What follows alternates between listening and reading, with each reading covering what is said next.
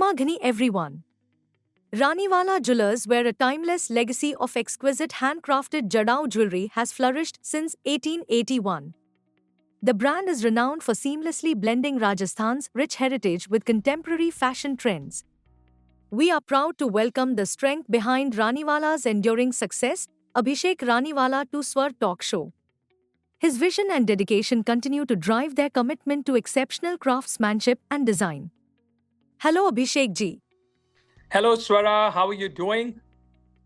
I am doing really great, Abhishek ji. How are you feeling today, talking to an AI anchor for the first time? I think different. My experience is that it's very different, very new, and I've experienced it for the first time.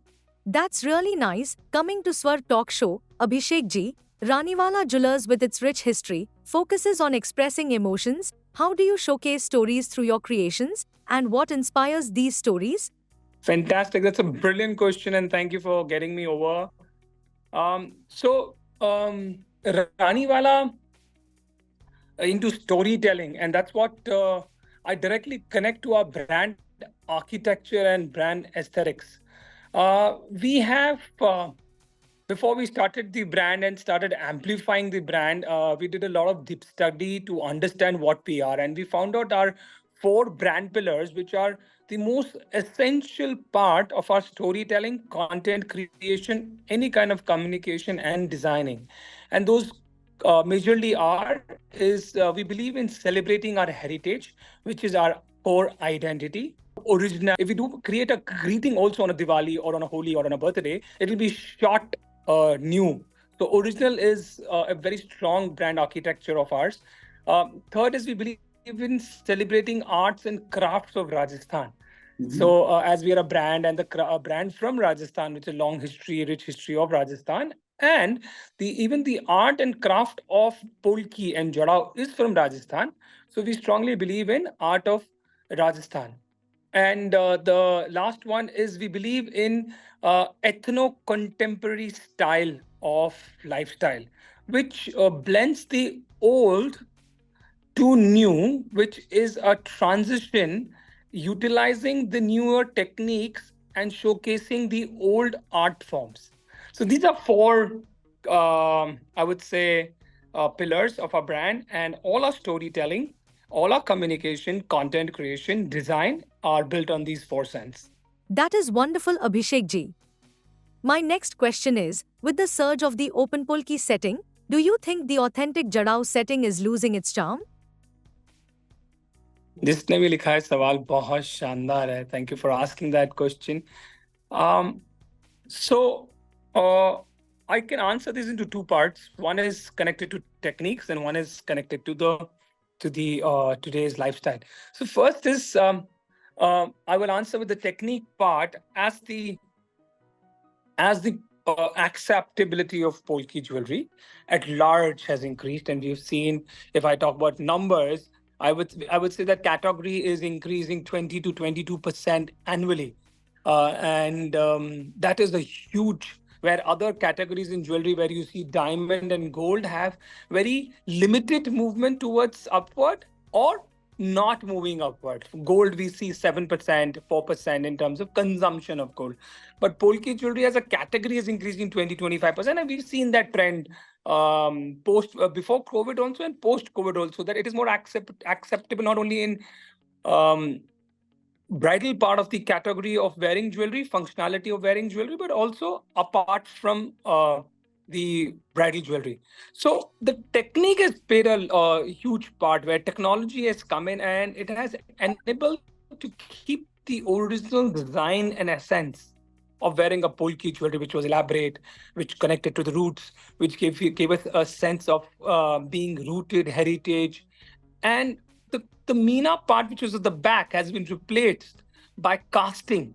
So I again say that technology and the constant desire of the manufacturers to be more transparent in terms of pricing, and in terms of giving the weights and diamond weights and gold weight, where in the traditional Kundan Meena there was wax setting, and now open setting is no wax, so the more transparency has. And so technology has enabled us. That's one part of the question.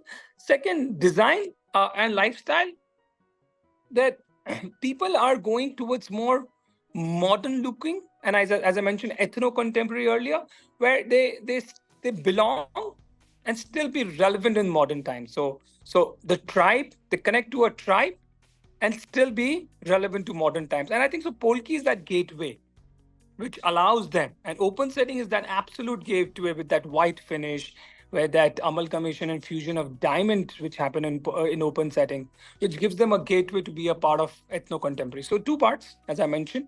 I think it answers your question. Great, Abhishek ji, very insightful. Now for the Polki novice, can you elaborate on the Syndicate and Kilvas Polki and why one is preferred over the other? So I'll start with a small personal sharing. I lived in Moscow for a couple of years, and I was involved in mining polki, mining diamonds from the Yakutia mines, which is in small remote part of Russia. When you mine a pebble of a diamond, um, it does not know that the journey will unfold of the diamond to be a polki diamond or a 24 facet round diamond or a rose cut diamond. It's just a pebble. And then the journey, when the assortment happens in the shape and the size of the pebble, then the assorter decides at which category it should go and get it cut, where you can get the maximum yield out of it. Coming from that conversation, the polki originally is the same diamond. When you mine, it does not have significance of kilvas or syndicate. That's one part of the story. Rather, at the assortment time, some of the stones which are gone for the flat cut and larger stones and which have some kind of inclusions, they are known as kilvas, which are more cleaner goods, are called syndicate. Hence, the diamond and the cost of mining the diamond and cost of manufacturing the diamond and remains the same. So it's more of a usage indication of compartmentalizing into two parts. Secondly, with polki, the larger stones which are carat or above, they're very less to find cleaner products without the I would say without the inclusion, because the top of the table of the polki tabletop is quite big. You will get inclusions. So those are called kilvas because they have inclusion. So these are the segregation, if you asked me, that if that was the question, syndicate polki. And so the larger stones are normally kilvas, and I give you a history of how they are mined, and there's no, and smaller stones in polki are called syndicate. You just have to see and feel that kilvas are also very good qualities. So I would not say that stop buying kilvas or keep only syndicate, because after a size you will not get syndicate. Wonderfully explained, Abhishek ji, and I hope this will clarify the difference for our viewers. Now, as we all know, fashion and jewelry trends go hand in hand. As per you, how do Polki and Jadao resonate with international fashion trends? Fantastic question. So India has become very prominent. It has a significant place in disposable income, in lifestyle, in fashion, and the sense of empowerment and independence India has shown in last decade or two. I think it's been phenomenal. And whenever India resonates with fashion, it has its own flavor of its resonation of the tribe we belong to, the India, the Bharat, because of our culture, diversity. And I think whenever an Indian talks about or Indian wears fashion, they have some kind of belongingness attribute in their fashion sense. You take any designer worldwide who has done it worldwide, India or Indian, going abroad and doing shows, they'll have some sense of um, tribe belongingness, which will resonate in their own personality of fashion. Uh, when and that tribe, what I was trying to say is that culture celebration is where exactly Polki fits in. Because Polki enables us to connect to our roots, to our heritage, to our legacy, to our culture, because Polki is so synonym to Indian heritage. And I see that Polki is so elaborate that it is absolutely a subject of expression of Indian culture and art and form. And for women of today who belong to the Indian culture, they would like to wear it and showcase their personality, that they are so connected and still so relevant and modern. So I see that fashion worldwide, I think Polki is just on the doorsteps. I think it's a huge way to go. And it's an original art form, cutting form of the diamond jewelry, and people are getting organic. I see a lot of potential unfolding there. Lovely Abhishek ji. Does Raniwala have any plans to go global and to adorn the world with the beauty of Indian heritage jewelry? Absolutely, we are all set. We are prepared, putting our arms on e-commerce. And not only Polki, I would say any Indian art form which originated from India has its gateway opening for the international circuit. And there's a long way. I think next 20 years, 2 decades, there is a total reformation and acceptance of Indian trade form, which will showcase in our international fashion world. Excellent, Abhishek ji. Our best wishes to you. Now we would like to know Abhishek Raniwala, so let's move on to our rapid fire round. In one word, what is important to build a brand? So that's a brilliant question. I think be yourself. If given a chance to be a global leader with ultimate power, what would you do?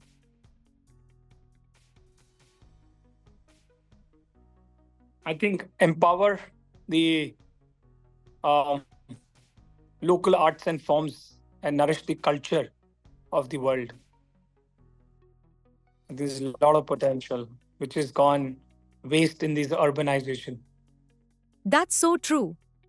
What does sustainability mean to you? Organic, relevant, multifunctional, and of course, eco friendly. What cherished dream are you working towards? I only think about design, design, and design. And every day I get up, and my only endeavor is that how do I enhance the aesthetic and design sense in whatever I do, not only into jewelry, but also into my lifestyle, into my growing up, my children, my team members, my elders in the family. How can I design better so that it can be cherished for long and can be more adaptable? According to you, who is more interesting to style, men or women, and why? Women for sure, they have so much of potential, they have so much of charisma, there is so much of beauty in that in the womanhood, which can be in the personality of a woman, saying, styling, walking, wearing, I think so, huge potential. Abhishek ji, you have maintained yourself so well. What is your style mantra? Yes, it's simple that exercise 5 days a week and stay away from all kind of white foods. How has your experience been associated with SVAR Media? SVAR is one of the latest media house to look forward in for Indian jewelry industry. You guys are I've read your content. The best part is that you penetrating more in and trying to understand and reaching to the right people rather than those stories which have been already amplified. So I think so the right creation of SVAR magazine, that creation of content and getting deep into the industry and then creating a content. I think that's one part which I strongly believe, and I've seen in your SVAR magazine doing that. Second, I also believe that your relations PR with Mr. Jain and others, I think those are phenomenal. SVAR is slowly building that network of right connect and right people, and that's remarkable. Thank you, Abhishek ji, for your kind words. It means a lot to us, and also thank you for this amazing and knowledgeable interview and such a refreshing rapid fire. It was lovely talking to you today. Thank you. Thank you, Swara. Thank you so much.